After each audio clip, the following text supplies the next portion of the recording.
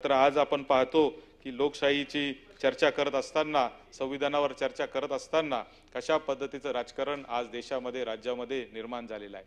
इतकी महत्त्वाकांक्षी राजकारण झालेलं आहे की खरं तर राजकारण वाईट नाहीये, परंतु राजकारणी कुठेतरी मला असं वाटतं की निश्चितपणाने आज चुकीच्या मार्गाला जाताना दिसत आहेत। आणि फक्त राजकारणीच का, तर या लोकशाहीचे चार स्तंभ आपण ज्याला म्हणतो, त्या चार स्तंभापैकी कायदे मंडळ आहे।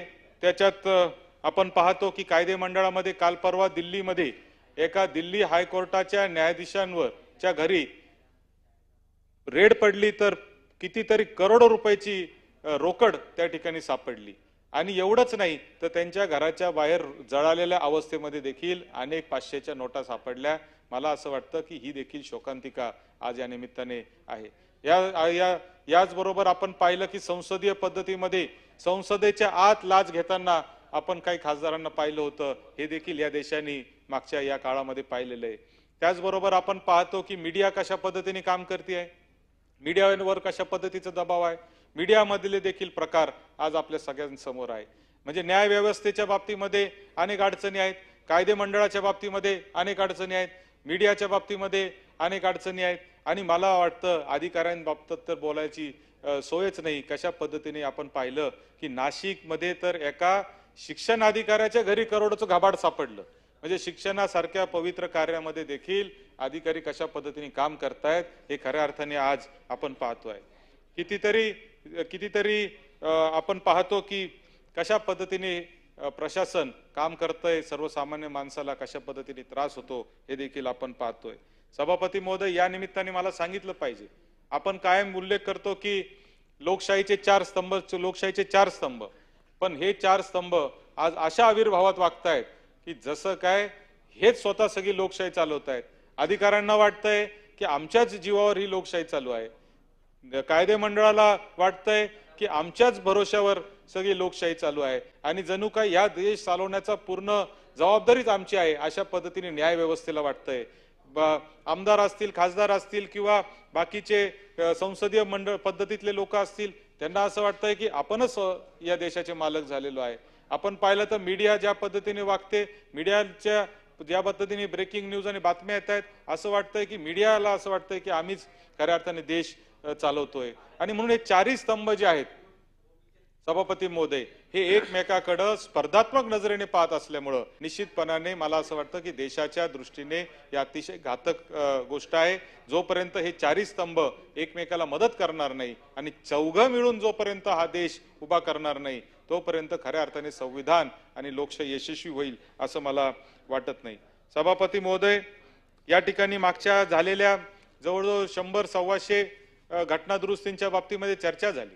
आरक्षणाच्या बाबतीमध्ये देखील सभागृहामध्ये मोठ्या प्रमाणावर चर्चा झाली। आरक्षणावर निवडणुका झाल्या, अनेक लोकांना फायदा झाला, अनेक लोकांना त्याचा तोटा झाला। सभापती महोदय, मला सांगितलं पाहिजे की मागच्या 75-80 वर्षामध्ये जेव्हा आरक्षणाचा लाभ घेणाऱ्या लोकांकडे आपण पाहतो, आजही मी कुठं बिलो पॉवर्टी लाईन, दारिद्र्य रेषेखालच्या लोकांची जर आपण सर्वे केला तर आपल्या लक्षात येईल की त्याच्यामध्ये मोठ्या प्रमाणावर मागासवर्गीय समाजातलेच लोक आपल्याला दिसत आहेत। आजही झोपडपट्टीमध्ये मागासवर्गीय समाजातलेच लोक जास्त का दिसत आहेत, कारण मागच्या 75-80 वर्षांमध्ये 40% जास्त, हा सर्वे झालेला आहे, 40% जास्त मागासवर्गीय लोकांनी आजपर्यंत या आरक्षणाचा एकही फायदा उचललेला नाही। म्हणजे त्याच्यातले ठराविक लोकच कोणता ना कोणता फायदा उचलताना दिसत आहेत। आज आपण पाहतो की मेरिटच्या लिस्ट आरक्षणामधल्या देखील सदाभाऊ खूप मोठ्या लागायला लागलेल्या आहेत। 95, 95, 96, 96% त्यांचं मेरिट क्लोज व्हायला लागलेलं आहे। मग असे टक्के जे मार्क आहेत ते कोणाला मिळतात? ज्या लोकांचे मुलं चांगल्या शाळेत जातात, ज्यांना चांगल्या ट्युशन आहेत, ज्यांना चांगल्या सुखसोयी आहेत, अशाच लोकांना तो फायदा होताना आपल्याला खऱ्या अर्थाने दिसतोय। आणि म्हणून ज्या माणसाला आजपर्यंत आरक्षणाचा एकही फायदा झाला नाही, अशा लोकांपर्यंत आरक्षणाची सोय आणि सुविधा उपलब्ध होणं मला असं वाटतं की अत्यंत गरजेचं आहे। आणि तोपर्यंत आरक्षणाच्या बाबतीत चर्चा मला असं वाटतं की होता कामा नये, असं माझं खऱ्या अर्थाने मत आहे।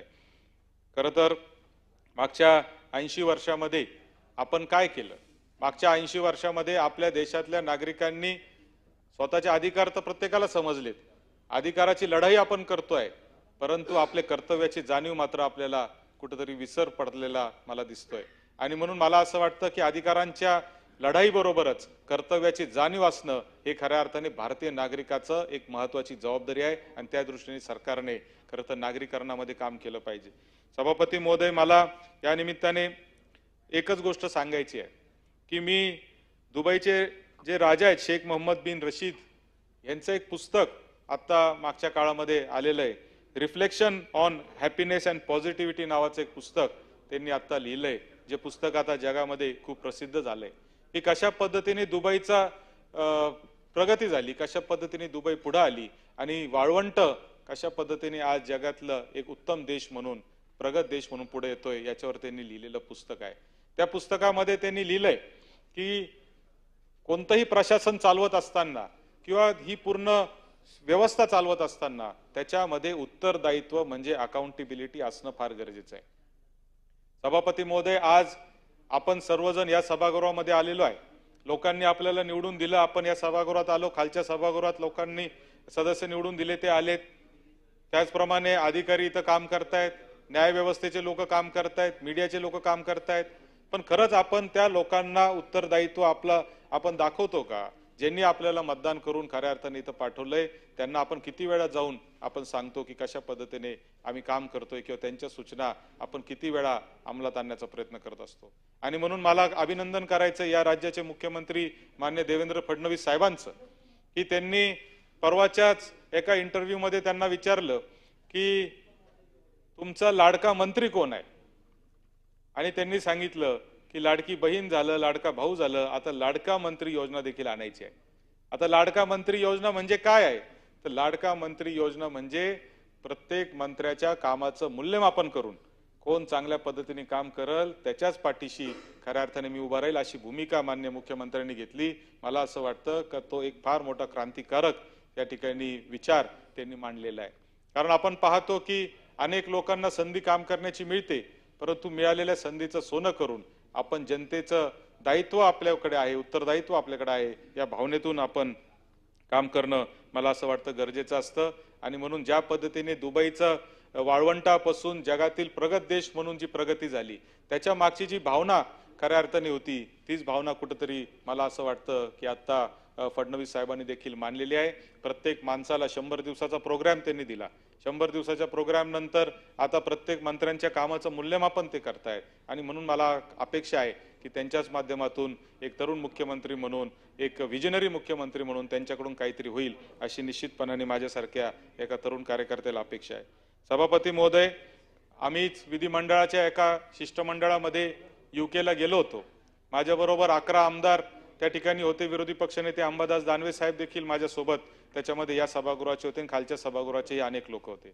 तिथे यूकेला गेल्यानंतर तिथं वेल्स नावाच्या राज्यामध्ये जेव्हा आम्ही गेलो, सभापती महोदय, लोक काय विचार करतायत, जगामध्ये काय चाललंय, म्हणजे आपण काय चर्चा करतोय, आज इथं संविधानावर चर्चा चालू असताना या संविधानाच्या चर्चेवरून एकमेकाचे उणे धुणे करण्याचंच काम दोन्ही बाजूच्या लोकांकडून खऱ्या अर्थाने झालं। आणि ज्या वेल्समध्ये आम्ही गेलो, यूके मध्ये गेलो, सभापती महोदय, तिथे एक कायदा 2015 साली झालाय, future wellbeing of future generations act 2015 नावाचा एक कायदा त्यांनी केला।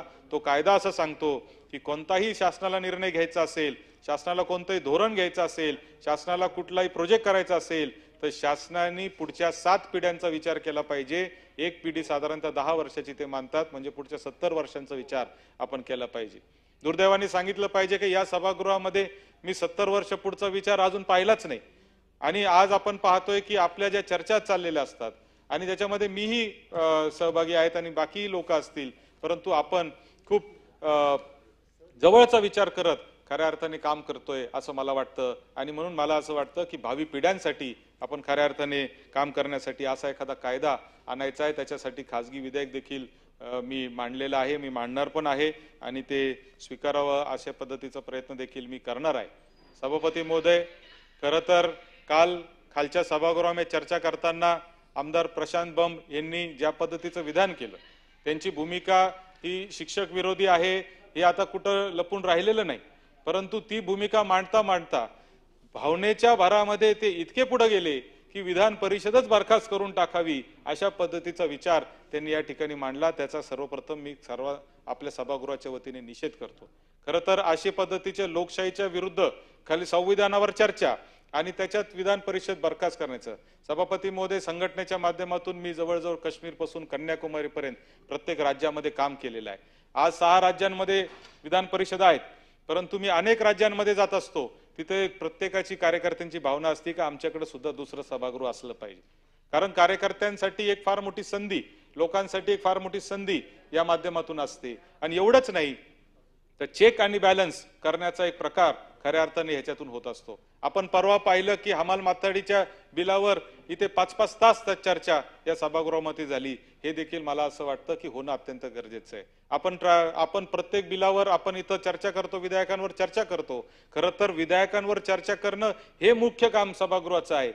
आपण सगळे लॉ मेकर आहोत, हे कायदे मंडळ आहे, याच्यात कायदे तयार करण्याचं काम व्हायचंय. मात्र कायद्यांवर कमी आणि बाकीच्याच गोष्टीवर चर्चा जास्त होताना मला दिसतेय. आणि म्हणून निश्चितच हे संविधानाच्या दृष्टीने ही भूमिका बदलणं मला असं वाटतं गरजेचं आहे. या अधिवेशनात तर सभापती महोदय, कबरपासून कामरापर्यंत सगळ्या प्रकारचे कमरे खालचे वार या अधिवेशनामध्ये बघायला मिळाले. मला असं वाटतं की हे भावी पिढ्यांसाठी आपण एक आदर्श म्हणून निर्माण करत नाहीये, याच्याकडे देखील सगळ्या सदस्यांनी लक्ष देणं गरजेचं आहे. हे संविधान टिकलं पाहिजे याच्यावर सगळेजण भाषण करताय, लोकशाही टिकली पाहिजे याच्यावर सगळेजण भाषण करताय. मात्र ती जबाबदारी कोणाची आहे? तर ती जबाबदारी राजकीय कार्यकर्ते म्हणून खऱ्या अर्थाने आपल्याला घ्यावं लागणार आहे. राजकीय कार्यकर्त्याचंच काम आहे समाजाला दिशा देण्याचं काम, आणि म्हणून ती जबाबदारी आपण निश्चितपणाने पार पाडली पाहिजे. हे लोकशाही टिकली पाहिजे, ही लोकशाही चिरायू झाली पाहिजे, यासाठी आपल्याला काम करावं लागणार आहे. या देशातल्या आणि राज्यातल्या युवकांना एक विश्वास द्यावा लागणार आहे की तुम्ही घाबरू नका. हे राजकारण खराब झालं जरी असलं तरी आम्ही तुमच्या पाठीशी आहोत आणि तुमच्या भविष्याचा विचार आम्ही करतो. हा विचार खऱ्या अर्थाने आपल्या सगळ्यांना त्यांच्या मनामध्ये द्यावा लागणार आहे. तो विश्वास आपल्याला त्यांना द्यावा लागणार आहे, तरच भावी पिढ्या आपल्याकडे राहणार आहे. नाहीतर आपण पाहिलं असेल की मागच्या काळामध्ये ज्याच्याकडे शिक्षण आहे किंवा ज्याच्याकडे पैसा आहे, ज्याच्याकडे डिग्री आहे, ज्याच्याकडे चांगल्या पद्धती संधी आहे, ते सगळे हे देश सोडून जाण्याच्या मागे लागलेले आहेत. आपण पाहिलं असेल कोविडच्या काळानंतर कितीतरी मोठे मोठे उद्योगपती हा देश सोडून गेले आणि दुसऱ्या देशामध्ये जाऊन इथं व्यवसाय करतायत. आणि म्हणून ही परिस्थिती बदलण्यासाठी मला असं वाटतं की लोकांमध्ये विश्वास निर्माण आपल्याला करावा लागेल की हा देश तुमचा आहे. हा मोठ्या मोठ्या कष्टाने आपल्या पूर्वजांनी आपल्याला स्वातंत्र्य मिळवून दिलं. मोठ्या कष्टाने त्यांनी राष्ट्र उभारणीचं काम मागचे 75 वर्ष केलं. त्याच्यातून गावोगाव संस्था उभ्या राहिल्या, त्याच्यातून शिक्षण संस्था उभ्या राहिल्या, त्याच्यातून खऱ्या अर्थाने सहकारी संस्था उभ्या राहिल्या, त्याच्यातून लोकांचे संसार उभे राहिले. वसंतदादा पाटलांचं नाव या ठिकाणी घेतलं पाहिजे, वसंतराव नाईक साहेबांचं नाव या ठिकाणी घेतलं पाहिजे, यशवंतराव चव्हाण साहेबांचं नाव या ठिकाणी घेतलं पाहिजे की ज्यांनी या राज्याला दिशा देण्याचं काम केलं. 4थी पास असलेल्या वसंतदादा पाटलांनी 1983 साली या राज्यामध्ये शिक्षणाची क्रांती नसती केली तर आज घराघरामध्ये इंजिनियर तयार झाला नसता. हा देखील इतिहास या राज्याचा आहे. आणि म्हणून निश्चितच येणाऱ्या काळामध्ये या सगळ्या तरुण पिढीला, भावी पिढ्यांना दिशा देण्याचं आणि एक विश्वास देण्याचं काम या सभागृहांनी करावं आणि आपण सगळ्यांनी करावं अशी विनंती करतो आणि थांबतो. जय हिंद, जय महाराष्ट्र, जय भीम.